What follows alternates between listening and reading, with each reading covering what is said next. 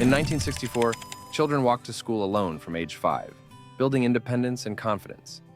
Families spent entire days at the beach without a single rule telling them what to do. This was everyday life in 1960s. Britain, a time of remarkable freedom that would be unthinkable today. Britain in the 1960s was a society built on trust, independence, and far less regulation than we have today. People made their own choices about risk, and children experienced freedoms that modern parents can barely imagine. Number 10, the motorbike. The 1960s Britain represented pure freedom.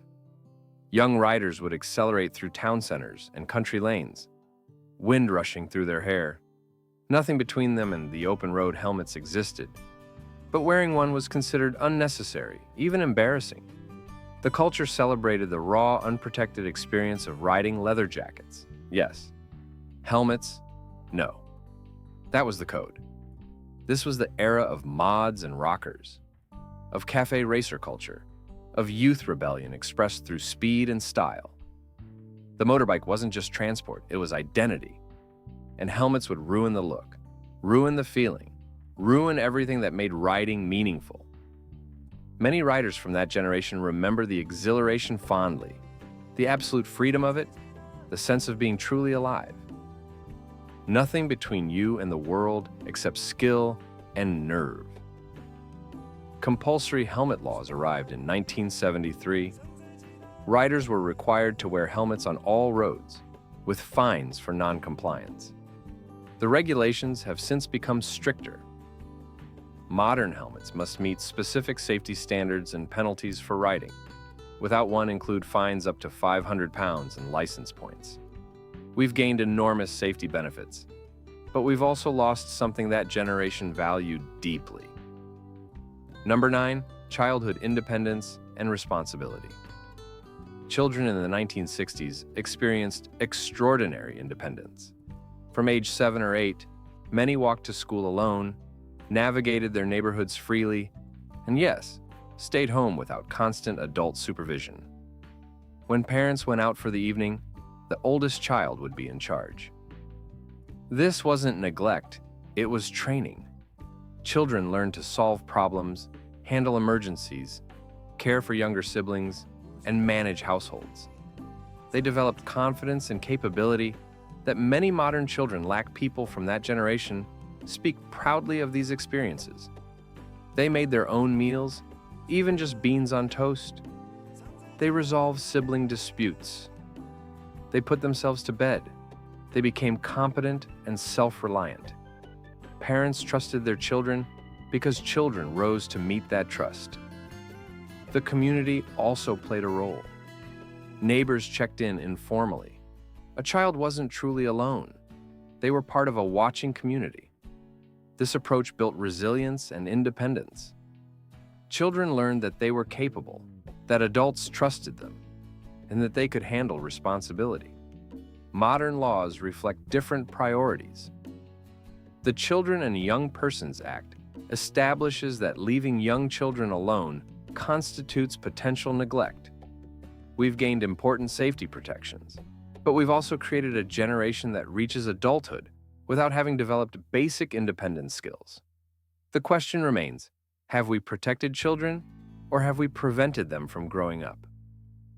Number 8, real science and hands-on discovery. Chemistry sets in the 1960s were extraordinary educational tools. They contained actual chemicals, real acids, real reactive compounds that let children conduct genuine experiments. This wasn't dumbed-down science. This was the real thing.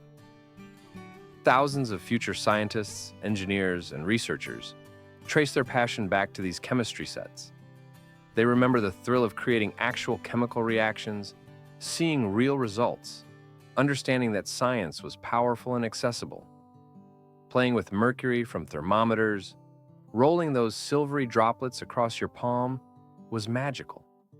Yes, it was toxic, but it was also fascinating. Children developed genuine curiosity about materials, chemistry, and physics through direct hands-on experience. These experiences fostered scientific literacy and genuine excitement about discovery. Children learned through doing, not just reading or watching videos. They took risks, made mistakes, and learned from direct consequences. The trust placed in children was remarkable. Society believed that children could handle real materials, that they'd learn to be careful, that discovery required some element of risk. Today's regulations have removed these hazards entirely. Modern chemistry sets are safe but limited. We've protected children from harm, but we've also removed the sense of genuine discovery and real-world experimentation that inspired so many careers. We've gained safety. We've lost something about trust, capability, and the thrill of genuine scientific exploration. Number 7. Dogs living natural dogs. In the 1960s, Britain had remarkable freedom. They'd roam neighborhoods, visiting favorite spots, greeting familiar people, and living semi-independent lives. This wasn't abandonment. It was a different philosophy of pet ownership. Many people remember these neighborhood dogs fondly. Every street had its characters: the terrier who visited the butcher daily, the collie who escorted children to school, the spaniel who joined anyone's walk through the park. Dogs had social lives. They knew their territories, had canine friends, and exercised naturally through their wanderings. Owners believed this freedom was essential to a dog's well-being, that constant confinement was cruel. These dogs became community members. Everyone knew them. Children learned to interact with animals naturally. Dogs weren't isolated possessions, but integrated parts of neighborhood life. The philosophy emphasized animal autonomy and natural behavior. Dogs weren't accessories or status symbols. They were creatures deserving freedom and agency. Modern laws require leads, identification tags, and constant supervision. Maximum fines reach £5,000 for roaming dogs. We've gained important safety measures and reduced accidents. But we've also created a world where dogs live far more restricted lives. The question remains interesting. Have we made dogs safer, or have we made them prisoners? Have we protected communities, or have we lost something valuable about human-animal relationships and neighborhood bonds? Number 6. Social freedom without constant surveillance. In 1960s, Britain having a pint or two at the pub before driving home wasn't considered reckless. It was normal social behavior. The pub was the center of social life. Business deals were conducted over drinks. Friends gathered every evening, community bonds were formed. And yes, people drove home afterwards. There was no breathalyzer until 1967. No constant police monitoring, no cameras watching every junction. People were trusted to make their own judgments about their capability. Personal responsibility mattered more than state enforcement. Many people genuinely believed they could handle a few drinks and drive safely. Doctors sometimes recommended alcohol to steady the nerves before long drives. The culture emphasized personal freedom and individual judgment. The pub culture of that era created tight-knit communities. Social bonds were stronger. The local pub was where life happened. Celebrations, consolations, ordinary Tuesday evenings. Modern laws are strict for important reasons. Drink driving causes devastating harm. Automatic bans, £5,000 fines, and potential prison sentences have made roads significantly safer. But we've also lost something about social freedom, community gathering spaces, and trust in individual judgment. Modern Britain is safer, but more isolated, more regulated, more surveilled. The trade-off has saved countless lives, but it's still a trade-off. Number 5, lead paint on everything children touched. Walk into any 1960s British home, and you'd find lead paint everywhere.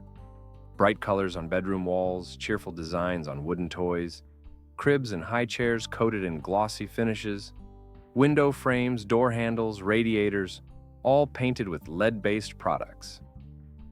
Lead paint had genuine advantages. It dried beautifully smooth, created vibrant colors that didn't fade, and lasted for years without chipping. Manufacturers loved it.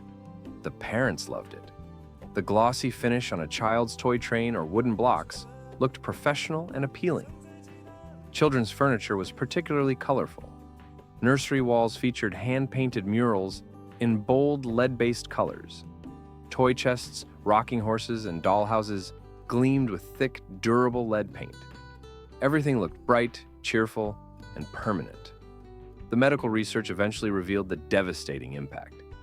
Even small amounts of lead exposure during critical development periods caused measurable cognitive damage. Removing lead paint from older homes requires specialist contractors following strict safety protocols. Simply painting over it isn't enough. Disturbing old lead paint releases toxic dust. We've gained crucial health protections. Children's cognitive development is safeguarded. Developmental disorders linked to lead exposure have decreased dramatically. But we've also lost the durability and vibrant colors that made 1960s homes and toys so visually appealing. Modern paints chip more easily, fade faster, and lack that glossy permanence. Number 4, self-sufficiency and practical skills. Burning rubbish in the garden represented something important: household self-sufficiency. Families managed their own waste, didn't depend on council services for everything, and took practical responsibility for their property. The bonfire was also a social event neighbors gathered around. Children roasted potatoes in the embers. Families spent autumn evenings outdoors together. It was practical, social, and educational. Children learned about fire safety, responsibility, and household management. People took pride in managing their homes efficiently. The bonfire reduced waste, disposed of garden refuse, and provided heat. It was sustainable in a different way. No trucks collecting rubbish, no distant landfills, no complex waste management systems. Children learned practical skills: how to build and maintain a fire safely, how to manage household tasks, how to be useful and competent around the home. Today's environmental laws ban burning most materials, with fines reaching 50,000 pounds.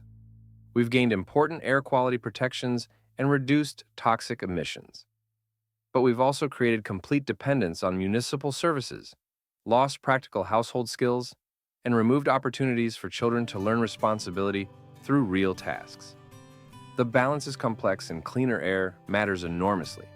So does self-sufficiency and practical capability. Number 3, unfiltered entertainment and media freedom. Television in the 1960s was remarkably free. Cigarette companies, alcohol brands, and other products advertised openly during family programming. This wasn't seen as harmful. It was considered honest commerce and entertainment freedom.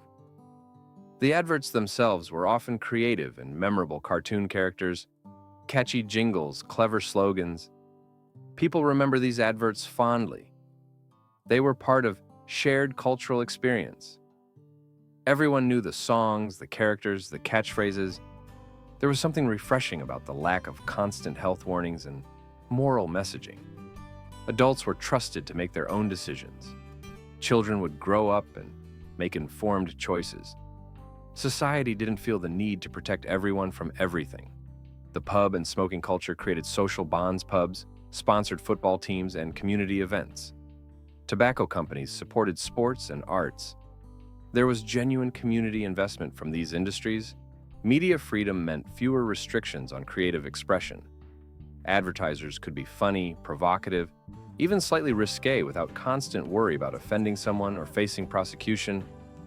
Today's strict regulations, complete tobacco advertising bans, heavy alcohol restrictions, mandatory health warnings have important public health benefits. Smoking rates have plummeted. Health awareness has improved. But we've also created a highly regulated media environment where everything comes with warnings, restrictions, and limitations. Entertainment has become more sanitized, more controlled, less free, different times, different values, different trade-offs. Number 2, adventure and trusting strangers. Hitchhiking on motorways represented something that seems almost mythical now. Genuine trust between strangers and the freedom to travel without money. Young people hitchhiked across Britain and Europe, meeting interesting people, hearing life stories, and experiencing generosity from complete strangers. Drivers enjoyed the company. Hitchhikers saved money, and everyone participated in a culture of mutual help. University students traveled home for holidays. By hitchhiking, workers got to jobs without cars. Adventurers explored the country. It was democratic, eco-friendly, before that concept existed, and genuinely, social people from that era remember meaningful conversations with drivers, unexpected kindnesses, and the thrill of adventure. One lift might take you 10 meters. The next might take you 200. You met people from completely different backgrounds and learned about lives unlike your own. The culture emphasized community, responsibility, and trust. Stopping for hitchhikers was considered socially responsible. Society functioned through mutual support rather than isolated individualism. Today, pedestrians are banned from motorways with 0,000 fines. Hitchhiking, whilst not illegal on regular roads, has essentially died. Nobody does it. Nobody picks up hitchhikers. Trust has evaporated. We've gained safety. The risks were real. But we've lost something about social trust, generosity between strangers, and adventure. Modern Britain is more isolated, more suspicious, more afraid. Both mattered. Number one, clear structures and defined roles. Strict gender separation in schools and public facilities reflected a society with clearly defined structures and expectations. Everyone knew the rules. Everyone understood their role. There was comfort in that clarity. Single-sex spaces created strong same-gender friendships and support networks. Boys formed tight bonds without competing for female attention. Girls developed confidence without male judgment. Many people credit these environments with creating lifelong friendships and strong gender-specific support systems. The separation also meant specialized education. Boys learned practical skills like metalwork and technical drawing. Girls mastered domestic science, cooking, and childcare.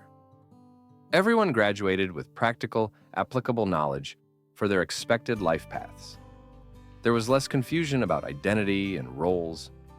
Society had clear expectations, and meeting them provided satisfaction and social acceptance. Many people from that generation described feeling secure in understanding exactly what was expected of them. Sports and physical education could be tailored specifically to each gender's needs and abilities. Competition happened within gender groups, reducing certain anxieties and pressures. Modern equality laws have transformed these spaces. The Equality Act 2010 ensures equal opportunities regardless of gender.